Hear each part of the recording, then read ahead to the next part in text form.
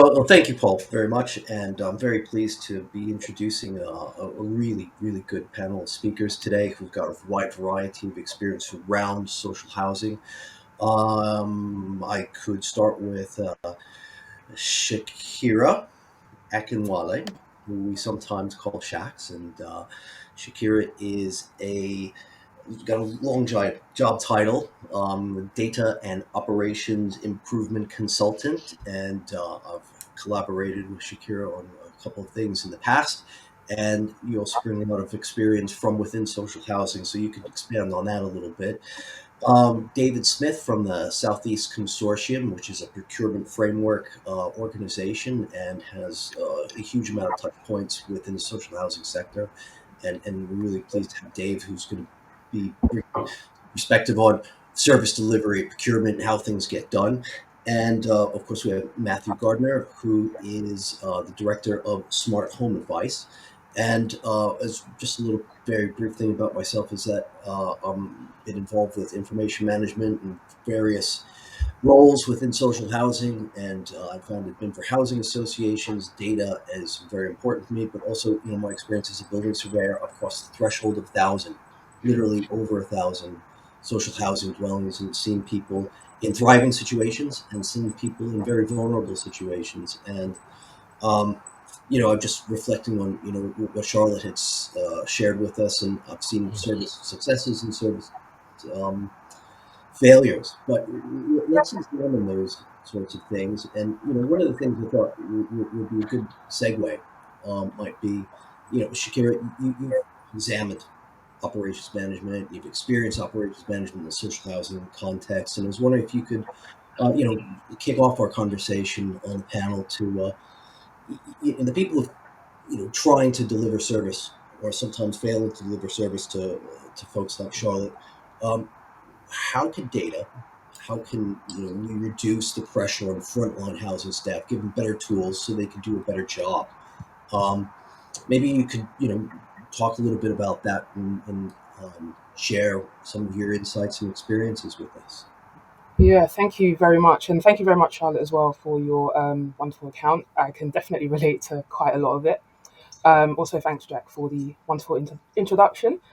Just to, I guess, continue from the introduction, as mentioned, I'm also a social resident myself, and I've experienced sort of things from, I guess, both ends of the spectrum. So, as someone who consults with social landlords and housing professionals at a sort of strategic level, but also as someone who has received services. So, I would say I'm very fortunate in that sense of having a sort of wider context, but understanding a bit more of what goes on both sides. So actually repeating one of the things that Charlotte mentioned, which was almost to do with the proportion of struggle versus how much then effort you need to sort of do. And that's the same on both the sort of frontline housing professional side as well as residents and occupants, whether that's ironic or not, but that's something that I've definitely picked up on.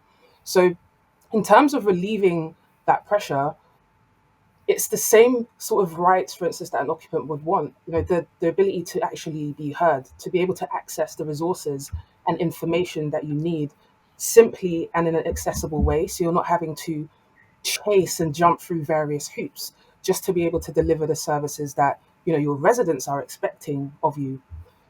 In a sense, I would also split housing professionals into almost, I'd say, kind of three sort of, and this is an oversimplification, where you have the almost like the business sort of strategic level side of things, you have the sort of middle management, and you have frontline. And what you tend to find is there is a sort of iceberg of ignorance as it's sort of described at the sort of business and strategic level, where there isn't necessarily enough understanding of where the gaps are when it comes to delivering these services in the field.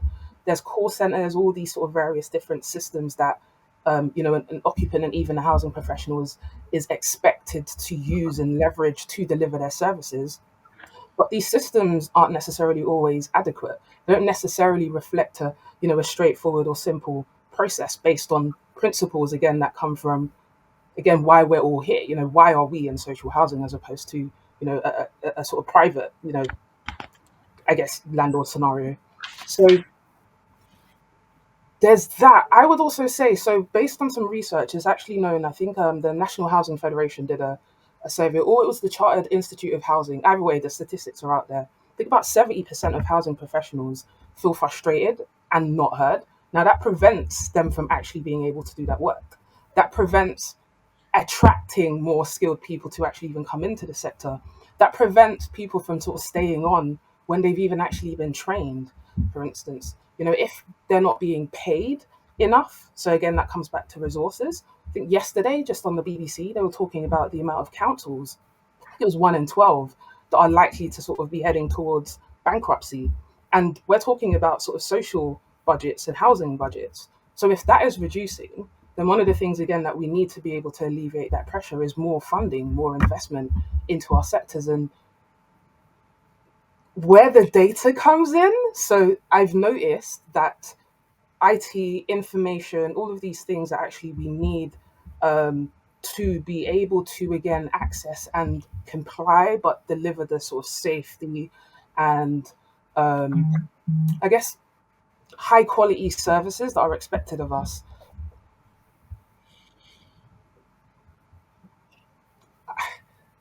Not everyone necessarily has an awareness in terms of their role with regards to this data and information. So, Mhm. a housing professional that needs to be able to know, for instance, that an occupant has, a certain amount of, let's say, risk or level of vulnerability. In order for them to actually find that information, they're either potentially having to go to the occupant themselves, who might be feeling, a particular way about it, or they're having to check however many different systems. And again, that information is either out of date or it's in poor quality, or they're just not really able to actually leverage it in a way that enables them to deliver the work that they do very well. So, out of that, I would say one of the biggest, or a few kind of high level pointers that I would think in terms of being able to alleviate that is we want to remove the opportunities that lead to sort of maladministration and administrative strain.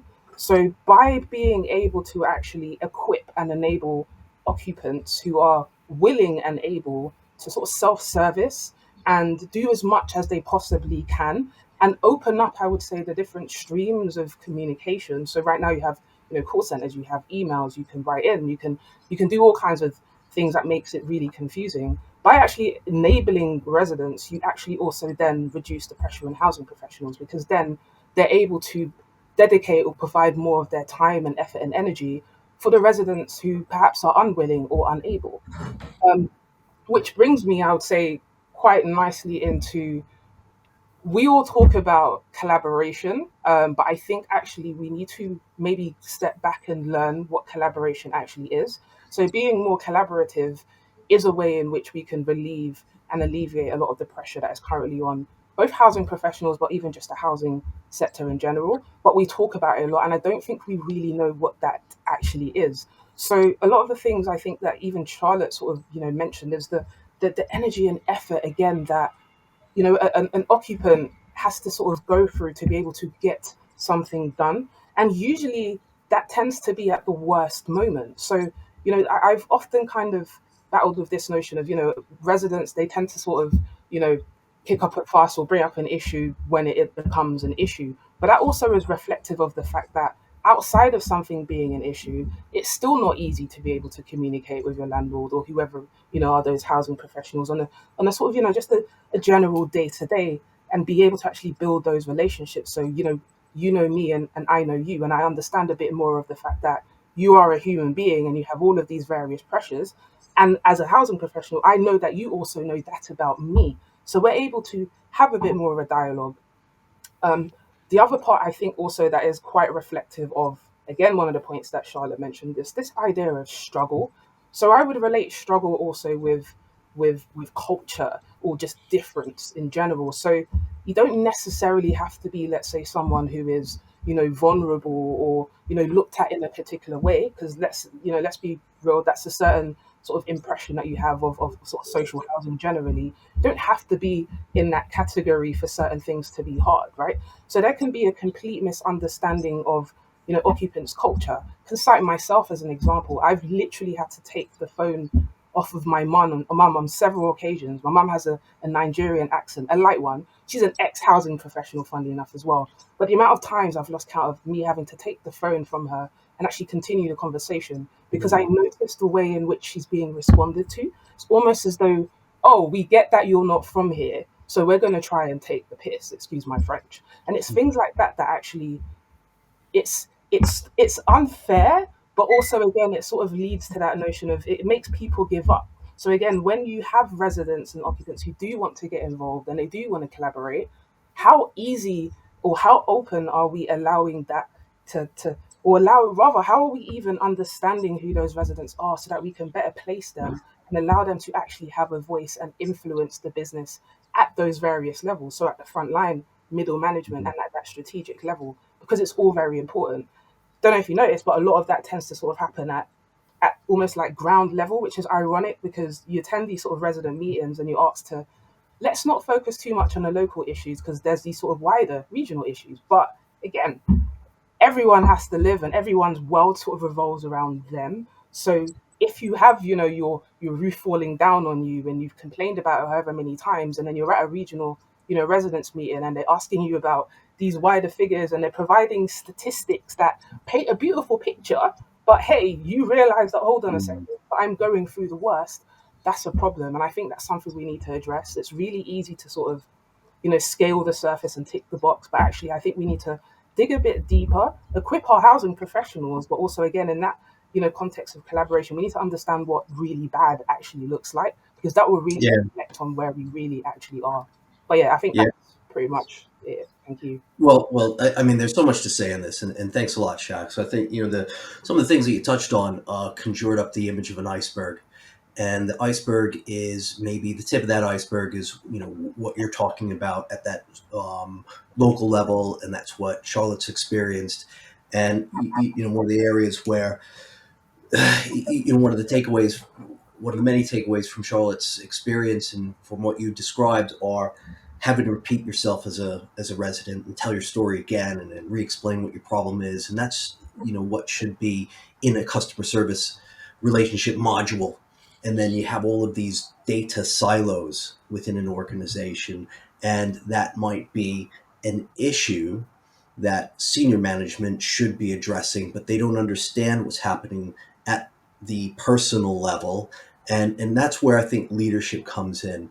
And that's where leadership, I think, is really important in driving data and information management to the top of the agenda. So people who are receiving services at that really important interface with people and who are delivering that services at that interaction, they're well equipped, and they also have the information at hand because the systems exist, but it's the culture and the leadership that often fails to use them effectively. And I think that's an interesting topic that we could perhaps explore. And Matthew, I think that's a touch point that you, within the social housing context, that's something that you do work on and have had lots of discussions with various folks. And maybe you could tell us how a leadership team can ensure that organizations develop digital good information management, good building information management. How can they make that part of their DNA?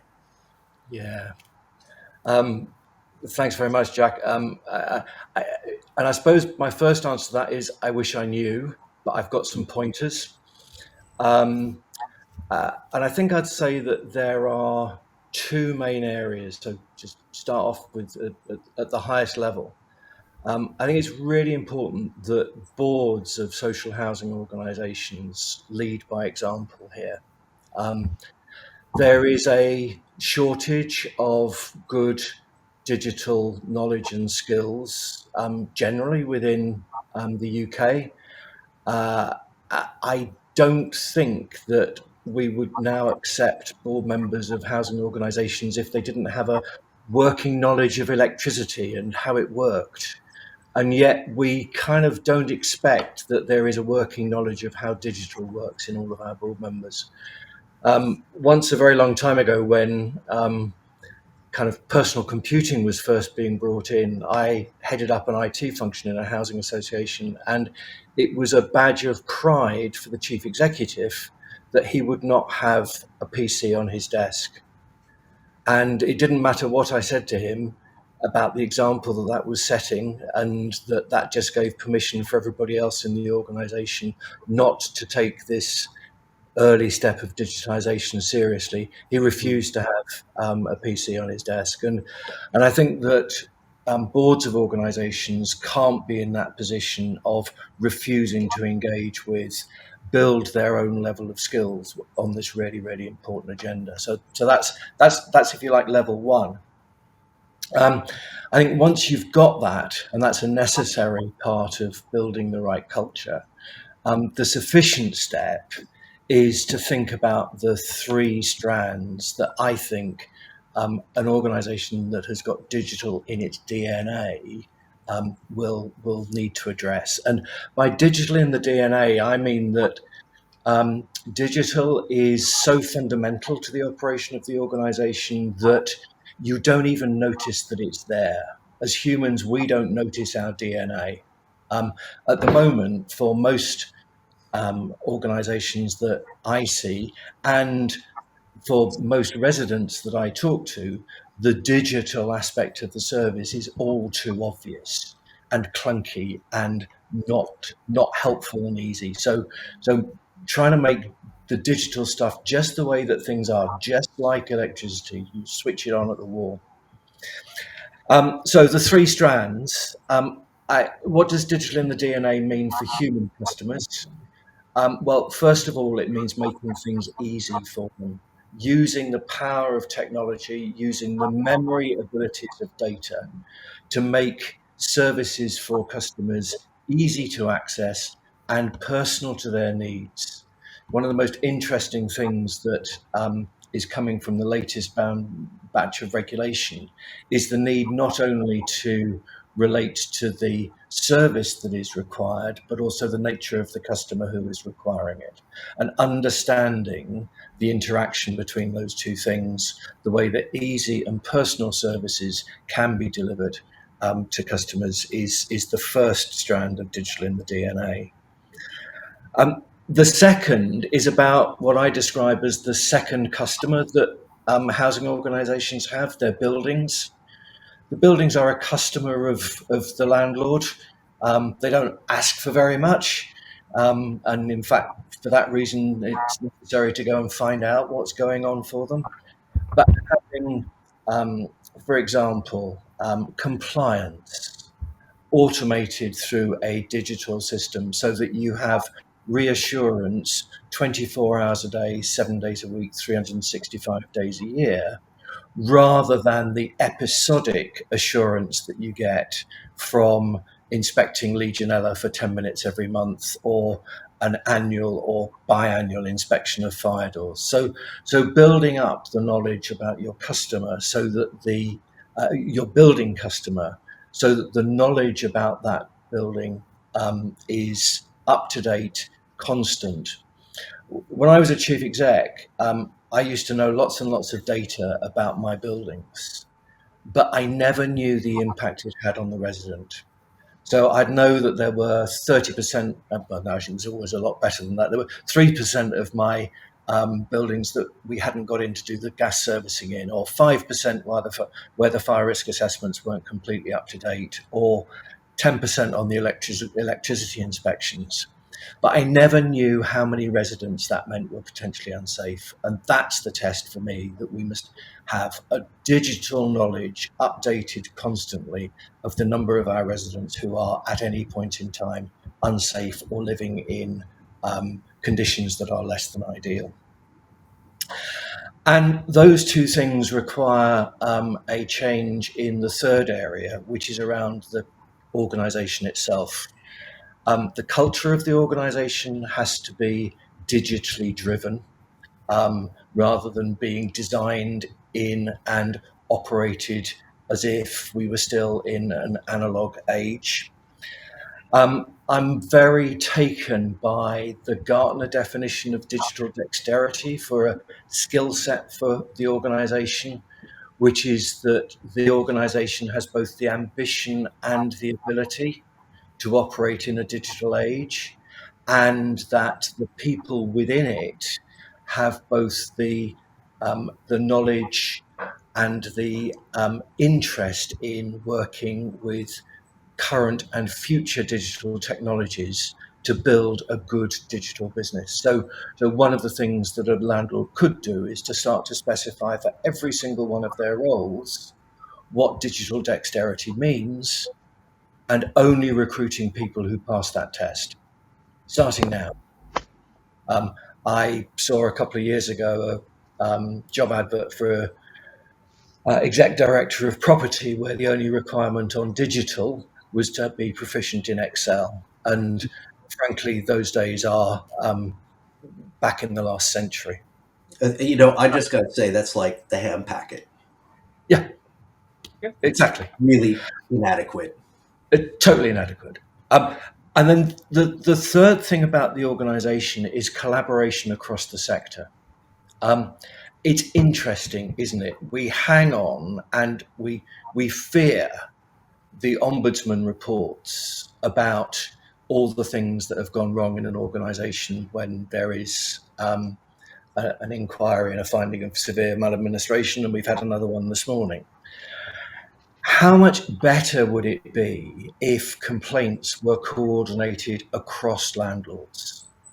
Patterns would emerge from the data across all landlords that will never emerge from the data of any individual landlord. So learning to collaborate across sectors and learning to collaborate across the sector and learning to collaborate outside the sector with universities, with tech startups and so on seems to be the third element of rebuilding the organization for a digital age. Mm.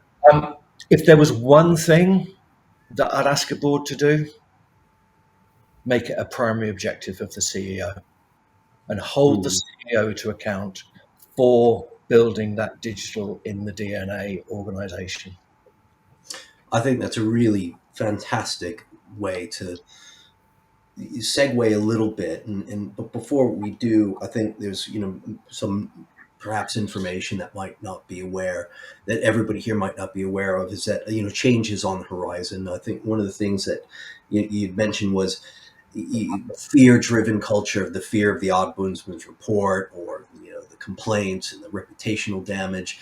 That's often very compelling to some social housing providers, where they should be looking forward and becoming better and being proactive. And I think that's been recognized within the regulator. Fiona McGregor, she's the CEO of the social housing regulator.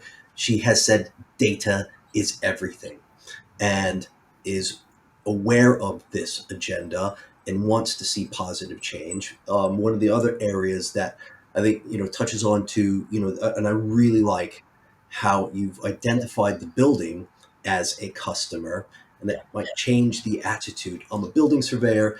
I sometimes have a perhaps slightly controversial opinion within the social housing sector, where I say, social housing providers, you're nothing without your buildings. And it is all about the people, and that's why the buildings exist, but you're nothing without your buildings. If you don't treat your buildings right, you can't treat your people right who are working for you, and you can't treat the people right who are living in those buildings. Now, one of the other areas that I think is very important, that's on the horizon for the social housing sector, is that the stock condition survey, which should be recognized within BS 19650 as an asset information requirement, be part of your asset information model. Awareness of how to manage information properly at the CEO level. And I think 19650 is the right way to go forward with this. And that's a little bit maybe esoteric for some people, if other people are maybe, obviously going to recognize that. But, that stock condition surveying, which is basically you need to know your buildings in order to service them properly, in order to deliver good service, that cannot be neglected anymore. The social housing regulator will criticize you if you don't get that correct. Yeah, Jack, So, just one little thing on surveys. mm, Surveys are important, but the amount of surveying that can be done by satellite images these days, the amount of surveying and knowledge collection that can be done using Internet of Things devices is significant, and the need mm, for physical inspection is far reduced if buildings can properly be digitized.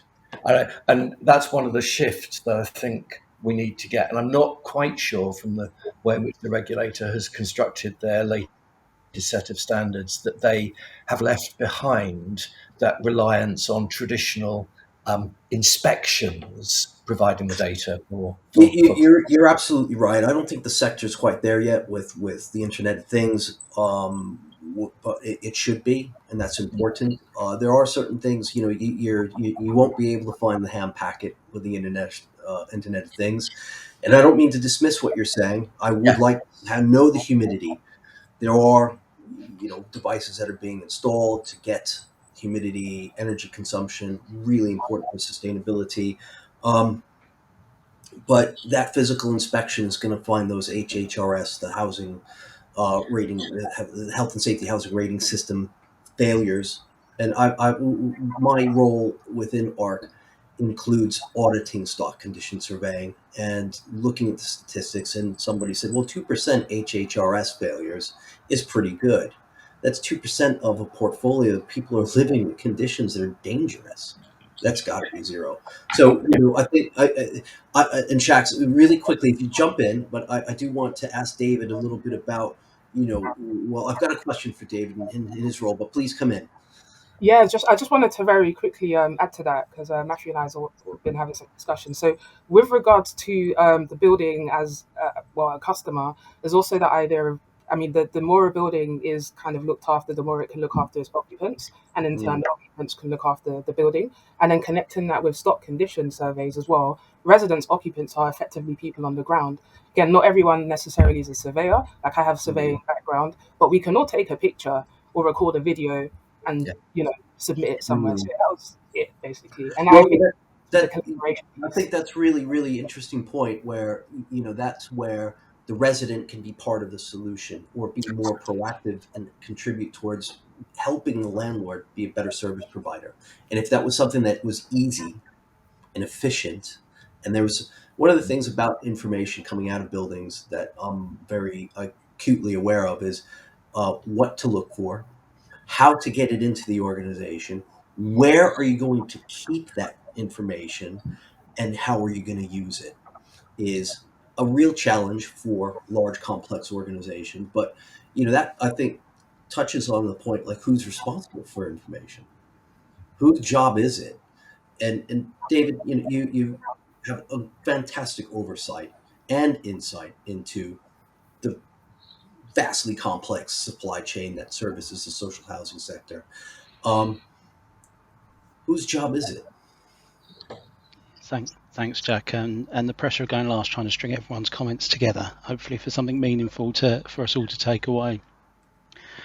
Whose responsibility is it? I don't think there's a straight answer, unfortunately. I think we've talked a lot about the sector as a whole and accountability and culture. And I think that's definitely something that we need to explore. Charlotte, I could really praise you for giving an honest and open and brave account, actually. And regrettably, I would fear to say that you're probably not unique in your account across the sector, if we was to be honest. Matthew, your call for a better leadership, a better boardroom approach, I think, yes, 100%. And the reality is, I think it's known. We as an organisation are owned by 52 local authorities and housing associations. And 3 years ago, we went to all our chief execs and asked them for the 3 biggest challenges on their books, and we were going to invest in research and projects to help develop the sector and lead that collaboration piece that you called for there, and get people talking to each other and sharing lessons. And at that time, 3 years ago, so you put yourself in the social housing landscape 3 years ago, the 3 challenges that came back to us were building safety, off the back of things like Grenfell, sustainability and the decarbonisation of our buildings and asset, and better data management. So that's chief execs 3 years ago identifying that is a known challenge. What wasn't evident was the result coming out of it, and lots has happened in the last 3 years. Shax, you mentioned the statistics there. I think it was actually both the National Housing Federation and the Chartered Institute of Housing that released the Better Social Housing Review, and that identified lots of elements in that. And I'm sitting on a working group off the back of that review that's looking at how we develop a better integrated repairs and maintenance service. Because I think what's happened, Matthew, you mentioned the second customer of the building. I'll challenge that, actually, speaking to lots of landlords, reading the review, working on that work group. Sometimes, unfortunately, I think the building becomes our first customer as a sector. And we have teams of people that are titled asset managers, and we're managing asset, and the whole service, and we talked about process, is about managing the building. And sometimes that means we forget that it's someone's home and the complexities around it being someone's home. And actually, we can have digitalization of data, and then that is important, but we need more of that, and we need more process around that links that building to the person living in that, whose home it is. So there's a call through that working group of how we can model and digitalize and improve our data, not just of the building, but of the occupancy and the people living in the home, ultimately the sector's primary customer, the people living in there. So there's a lot working on that. I think we talked about failing systems and data. I think some of the systems in the sector are really good. I'll try and be slightly defensive of the sector here. I think there are some really good evidences of systems. And pulling it back to the theme of today, of course, sometimes it's what we're putting in and trying to pull out of those systems, coming back to whose accountability is it? Whether it's the contractors working for these landlords, are they putting the right data back into the systems? Are they giving the public sector body, the housing association, the information they need? Are we asking for the right information from our contractors to put into the systems? And on all accounts, I don't think necessarily we are. And I suppose my final point on that, be remiss of me not to mention procurement as a procurement organisation. I know that in the public sector space, procurement can often be seen as a barrier for delivering better service, and that's a culture issue. We bring it back to culture again, and that's being explored through the research work of CIH and National Housing Federation, because actually the procurement processes, there's new regulation that got passed in the House of Lords last week for procurement regulation in the UK. A lot of the processes we have are good, but if we put bad information into the process of procurement, we end up with the wrong contractors on the wrong terms, on the wrong contracts that provide us a bad service to our tenants. So there's an accountability, actually, in reality, for all stakeholders in the sector to be better, more mindful with their data. But ultimately, there needs to be, and nodding to Matthew's comments, there needs to be that culture change from the top first. And that's not just the top of landlords. I think that's the top of the organisations that serve landlords too. That is, I think, a really good overview of, okay, who's responsible for this. And I think what you're saying, it's a little bit of everybody's responsibility. And I think sometimes I have the image in my mind of a relay race. There's a baton that gets passed on. But one of the things that I guess I would call on the NEMA community to help social housing with is to help articulate what the racetrack looks like. What are the lanes, and what does that baton really consist of? Because Matthew, you talked about the benchmark for knowing how to manage information is opening up Excel and putting a few numbers in a box. That's obviously not good enough. And one of the things that I think we all have in our mind is that and it was, at least it's on my mind, is the echoes or the ripple effect of Grenfell may have faded in the media attention, but within the building control arena and information management, the golden thread regulations were laid in front of Parliament just in October. Yeah. And how long ago was Grenfell? And, Dame Hackett said the golden thread of building information in her report. And the golden thread is all about information management. And I was wondering, Shax, you, I think, were curious to see or maybe discuss a little bit, have we gotten better since Grenfell? And that's something that I think we can all talk about. Charlotte, do you feel safe? David, what do you see? And Matthew, what do you have there? And so, basically I'm tossing this out there for general discussion. Golden thread, building safety, do people feel safe? What's happening? Oh, I mean, I can jump in on this because one of the first things that, for however many years, is still at the forefront of my mind with it is during the Grenfell fire, a lot of the occupants and even the ones that perished, sadly, were on their phones. And even prior to that, they complained and they sort of mobilized and complained. So, in terms of that residents' voice and the work that we've done since then, have we done enough again, really, to amplify the residents' voice as opposed to, again, that focus on the buildings, which is, I think, was quite, relevant to what you were saying in terms of, I've often sort of said, we care more about the buildings than the people in them. So I think we are making all the right efforts and we have all of the right intention, but I don't think we've done enough because I don't think we are doing enough. And I think there is, in the roles that we in, we have a lot more responsibility that we can play. We can be a lot more transparent. We can do less talking and more action. We can, take a bit more risk in terms of, okay, we don't necessarily have all of the historical data that we need to kind of, comply or meet. Let's, based on what we do know, I mean, yeah, what we are sort of experiencing, let's set some targets and aim for, further than the benchmark or just the box ticking of it all. So, yeah. Mm. So we're not there yet. David, what do you think? Yeah, thank you. No, happy to come in. Are we better? A little bit would be my reflection. Are we better? Good enough? No, definitely not. I think the sector in self-admission would know that we are, and this gets used quite a lot, we are quite reactive to challenges. Grenfell, we reacted to challenges. Cost of living crisis and utility bills going through the roof, and we understand that our homes aren't performing the way, and we're reacting to that.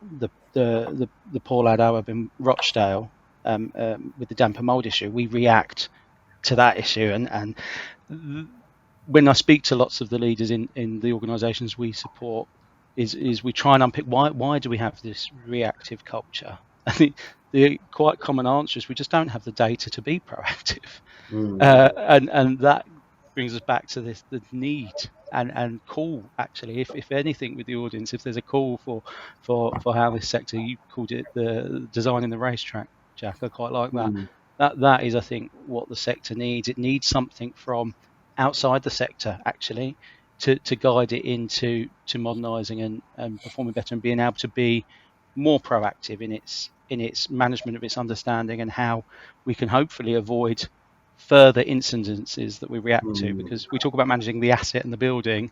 When all those horror stories come out of incidents that happened, they always then relate back to people. Mm. I think Matthew, I'd like to prompt you on that in just a second. But one of the things that comes to mind, and it was mentioned a little bit earlier, is the tremendous cost pressures that are impinging on the housing sector, and basically, I think I'm trying to underscore the importance that collaboration is really needed, and then you can have an extremely positive impact to make social housing providers, local authorities, any housing provider, by helping them become more efficient. You'll be helping. It's like gearing. You'll be helping a lot of people, and help is required, because I reviewed a housing revenue account for a pretty wealthy local authority recently. We basically looked at how much money they got coming in over the next 40 years, and the net zero liabilities were so extraordinary is that they had to shut down their development program. And that's common across the sector, David. I'm sure you're aware of that, and probably everybody else is that less housing is being provided, and new housing is being added, and there's less money to do things. And then one of the other impacts spiraling out of that is that with less housing being available, homelessness is now, the costs associated with that are really impacting a lot of other local authorities. So, there's a downward spiral. So efficiency through better information management is really vital. From my perspective and from what I've been seeing out there. And Matthew, maybe you could add a little bit to that, from your perspective. And you talked Yeah, about digitalization and then, your contacts in the sector. What could you say about that? yeah. I mean, the I'm horrified when we think that Grenfell was over 6 years ago. I'm Mm, horrified that next month it'll be 3 years since our Bishak died. And homes are neither safe nor damp free 6 years on. And that just does not feel right. Yes, things are better, but they are not right. And all that time, the leading edge of where we could be as a sector has gone away far faster than we have moved towards it. So the potential for the sector to be very different in those 6 years has increased way, way more than the actual move that the sector has made. We have moved forward but lost ground in that time. One of the things that I bang on about is the inefficiency that we have in our system because of a lack of trust. I spent some time watching what my people were doing when I was still at Trafford, and my guesstimate was that 30% of their effort was because of a lack of inbuilt trust in the system. There was no trust of the customer who was ringing us. We had to verify what they were telling us. There was no trust of the supply chain. There was no trust of our own staff on some instances. And I think if you look at, go back to my earlier point about making things easy. Things are easy when you trust people, and people who are untrustworthy will always beat any system that you have. And so we have this whole kind of mass of bureaucratic checking sitting in the organization that A, could probably be done much more efficiently by AI now, but B, probably doesn't need to be in the systems at all. Squeeze that and you get a significant drop of disposable revenue to the bottom line to do different things. So I think the answer to a lot of this is looking really deeply at assumptions that we make about the way in which organizations operate in a digital world. Thank Rather you, Matthew. than change We're just about out of time, but I think what I've neglected to do is to ask Charlotte, what your impressions are of this whole sort of conversation that we've been having, and I think the one word that I think really resonates is trust, and have you listened to us discuss various aspects of social housing and what's happening here. What do you think? Your opinion matters. I feel like I'm not qualified to be the closing remarks for this. I'm going to try and keep it really quick and hopefully someone else can close it up. But the fact that trust has been mentioned, brilliant. Let's stick to that word, because there is mistrust of me. I'm not always a very credible narrator. Sometimes when I'm really frustrated, I actually can be a pain, and that makes it very difficult to listen to me as a landlord, I suppose. I also only get in touch when things are really bad. That was mentioned. So you're only hearing from me when I'm dysregulated, and I don't trust necessarily that everyone's got my best interest in mind, and that makes me scared.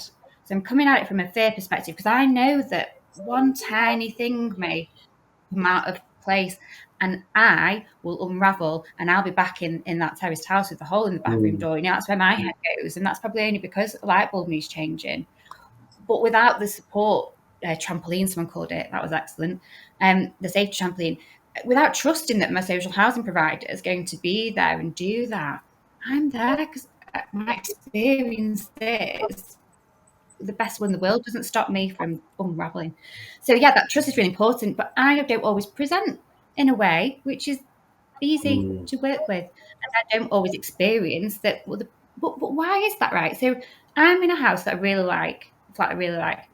You really want me to stay in it and continue to pay for it, right? Do you really want me to stay well? So why are we not?